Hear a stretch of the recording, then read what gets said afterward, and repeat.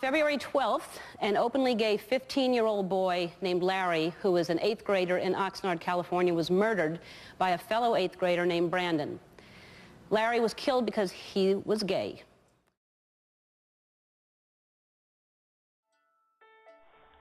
Dealing with that, the culture of, like, not being able to come out, or everyone's in the closet, like, we all kind of secretly know that, like, you're something, but you have to stay in the closet. But on the other hand, El Paso is also a really open community.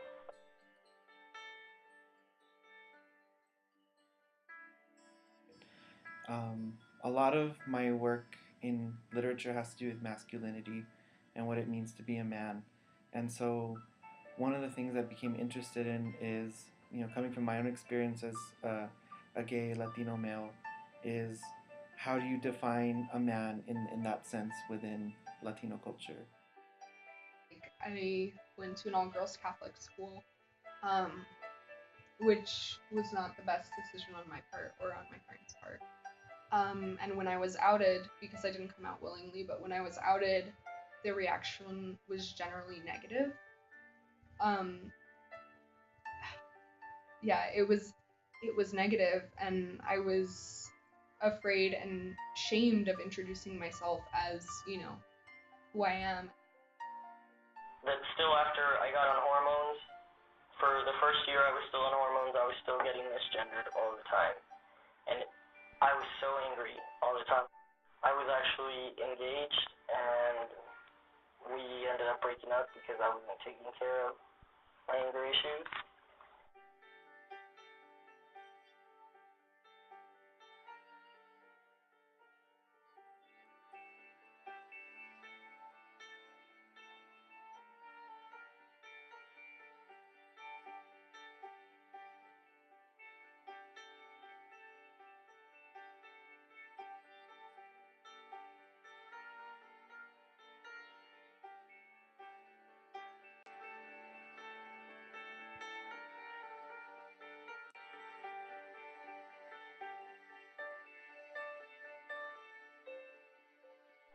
I've been a target to a lot of things.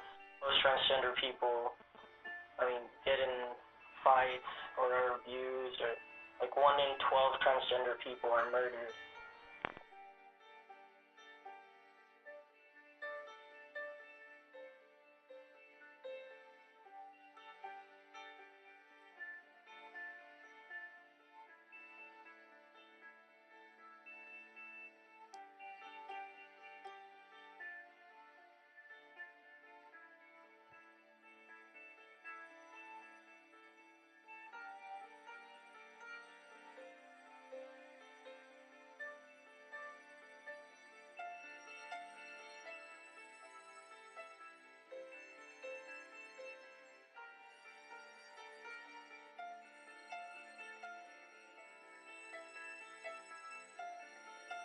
It's not the LGBTQIA community and then the rest of the student population. Mm-hmm. It's the student population as a whole. And like, yes, like LGBTQIA students have needs that may be more specific towards them. Like, I even saw it at UNM, which is a lot more liberal up there. People like shying away from queer people or not wanting to understand. So one of the issues that I find with the El Paso LGBT community is that there are no visible community centers. What we have is the bar scene. We have Pride Square. And the bar scene has always really been the most consistent, visible space in El Paso. Couldn't find anybody because there's a lot of things for gay, lesbian. There's not a lot for transgender. There's almost nothing. If that's the only space that's available to be safe, then you run into problems like alcoholism and drugs.